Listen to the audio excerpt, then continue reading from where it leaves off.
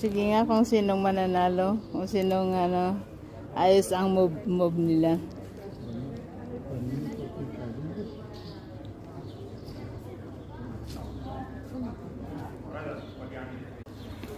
Magaling yung bata eh. Magaling siyang mag-move.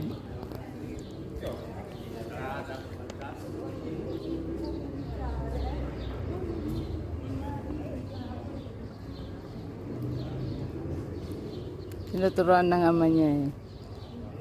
Kung paano mag-move ng Galing eh. Bravo. Ang galing niya oh. Nakakain na naman siya.